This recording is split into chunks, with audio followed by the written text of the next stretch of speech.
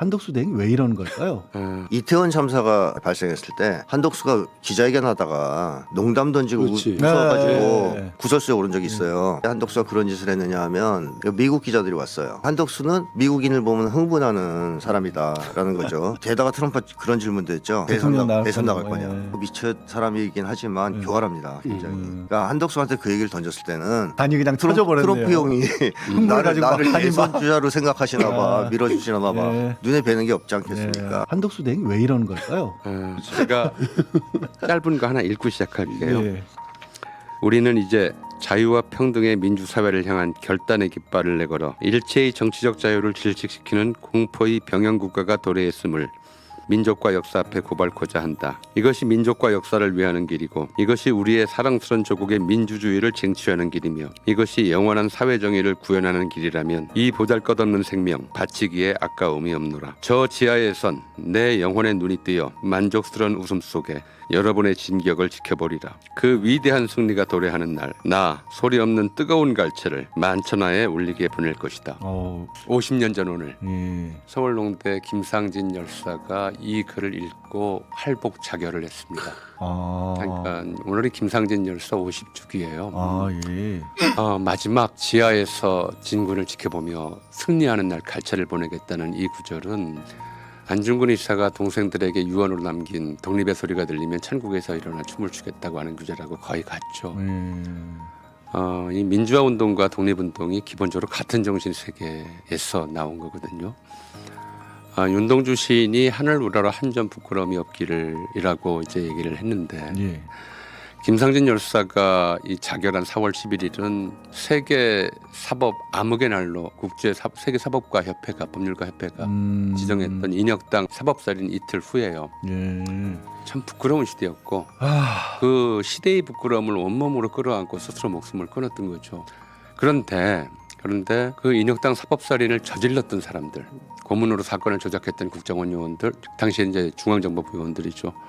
그 조작된 증거로 기소했던 검사들, 사형 판결을 내렸던 판사들, 그 어느 누구도 평생을 빨갱이 가족이라는 손가락질을 받으며 고통스럽게 살았던 그 유족들에게 직접적으로든 간접적으로든 사과한 적이 없어요.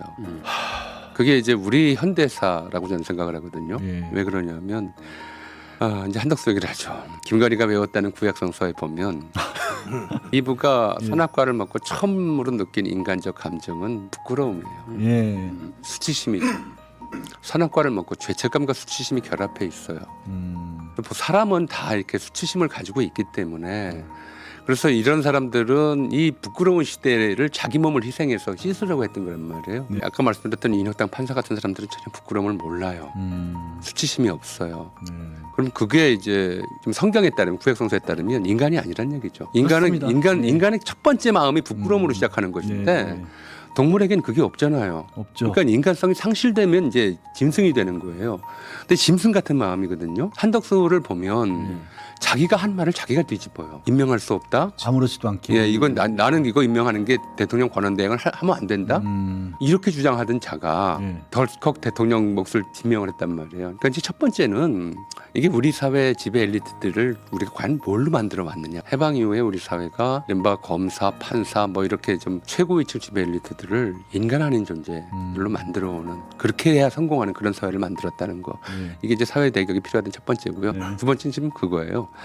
여러 가지 해석이 나오는데 한덕수가 왜 지금 이 인사는 한덕수 인사가 아니잖아요. 물론 그렇게들 얘기했죠. 다. 그에게서 그녀의 냄새가 난다. 그자도 아니고 그녀의 냄새. 예, 그녀의 냄새가 나는 거죠. 윤석열 인사예요. 왜 윤석열 인사를 한덕수가 하고 있느냐. 뭐 여러 가지 해석들이 나오는데 몇 가지 가능성이 있겠죠. 근데 첫 번째 가능성은 저는 별 가능성이 없다고 봐요. 첫 번째 가능성은 뭐냐면 한덕수가 윤석열 김건희에게 엄청난 약점을 잡혀서 시킨 대로 할 수밖에 없다. 이런 건 아니라고 보고요. 제가 볼 때는 이 내란 세력 자체가 워낙 우리 사회 최상층부에 이 나라를 이끄는 최상층부에 너무나 광범위하게 이제 자리 잡고 있기 때문에 내란이 진압되면 기득권 지배 구조가 완전히 붕괴된다라고 하는 위기 의식을 가지고 있는 것 같고 그렇게 해서 헌재를 장악함으로써 저는 혹시 그런 거 아닌가. 우리 양지열 변호사께서는 법률가니까 제2 망상이 가능성이 있는 거지 한번 생각해 보세요. 이를테면은 이제 이런 식의 결정을 헌재가 내릴 수는 없을까. 내란죄 수사가 진행 중이잖아요. 예. 근데 그런데 헌법상 대통령에게 내란죄를 적용할 수는 없다. 왜냐하면 헌법에는 내란죄에 대한 규정이 구체적으로 없잖아요. 그러니까 이제 현재의 내란죄 규정이 대통령도 내란죄를 저지를 수 있다고 하는 내란죄 규정이 위헌이다라고 판결할 수는 없을까? 저는 뭐 그런 이제 망상까지 하게 될 정도로 지금 이 한덕수의 인사는 내란 세력의 이른바 합의된 합치된 의견일 거다라고 생각해요. 누구 하나가 짜지 않더라도 워낙에 그런 자들이 꽉 차 있는 게 대한민국의 기득권이기 때문에 부끄럽지도 않게 이런 일을 벌인다라고. 부끄러움을 몰라요. 모르는 것 같습니다. 이미 인간의 자격을 상실한 자들이에요. 전 김태형 교수님은 네, 한덕수 하면 두 가지 정도로 특징을 요약할 수 있을 텐데, 하나는 조심스럽고 교활한 기회주의자다, 뭐 이렇게 얘기할 수 있고요. 그래서 뭐 잘 살아남으면서 중요 직책을 다 누려온 사람이죠. 또 한 가지는 구시대적인 친미 사대주의자다, 이렇게 정의할 수 있습니다.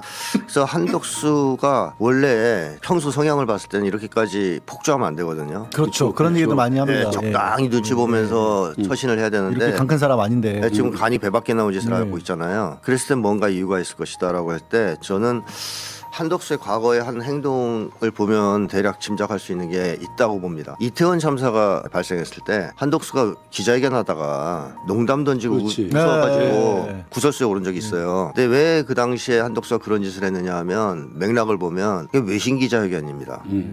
미국 기자들이 왔어요. 그럼 얘 이제 미국 사람은 흥분하거든요. 한덕수가 친미 사대주의자라서 업이 돼가지고 흥분해가지고 영어로 막 말을 하고 영어로 농담 던지고 거기에 반응하는 거에 따라서 키득키득 된 거예요. 그러니까 이제 한덕수는 미국인을 보면 흥분하는 사람이다라는 거죠. 그래서 과거에 어떻게 보면 구시대적인 인물이라는 게 이런 겁니다.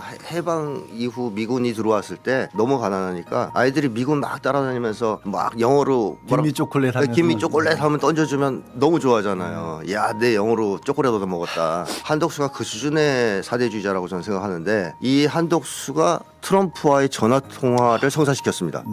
뭐 트럼프 쪽에서 먼저 했든 한덕수 쪽에서 쫄랐든 그건 중요하지 않고 일단 전화 통화를 한다는 것 자체가 중요한 겁니다. 그 순간 한덕수는 어땠을까? 날아가 버렸어요. 미국 기자만 있어도 흥분하는데 트럼프하고 전화 통화를 하게 되면 아드레날린이 과다분비될 수 있어요. 이게 나이가 든 사람의 경우는 뇌가 감당할 수 없는 수준으로 과다분비가 되면 이상행동이 나타날 수 있죠. 그래서 한덕수가 흥분 상태에 들어가서, 야, 물론 형님이 나를 밀어주시는데 내가 뭐 못할 게 뭐가 있어. 야, 윤석열 뒷배가 아니라 아예 트럼프를 그냥 자기는 뒷배로. 윤석열도 뭐 하나의 뒷배일 수 있겠지만 오히려 저는 이제 트럼프가 더 컸다. 근데 게다가 트럼프가 그런 질문도 했죠. 대선 나갈 거냐. 근데 사실 트럼프는 약간 또라이고 미쳐 사람이긴 하지만 교활합니다, 굉장히. 그러니까 한덕수한테 그 얘기를 던졌을 때는 은근히 암시를 준 거예요. 너 혹시 대선 나가면 내가 밀어줄 수도 있어. 그 대신 있는 거 다 내놔. 2달 안에 다 갖다 바쳐. 뭐 이런 얘기를 하려고 이용해 먹으려고 한 건데, 그건 한덕수가 자의적으로 해석할 수 있죠. 단이 그냥 터져버렸네요. 트럼프 형이 나를 대선 주자로 생각하시나 봐, 밀어주시나 봐. 눈에 뵈는 게 없지 않겠습니까? 그래서 저는 그런 점에서 한덕수에게 강교한 출세욕이 이번에 사고를 쳤다, 뭐 이런 생각도 들어요. 소장님의 심리 분석도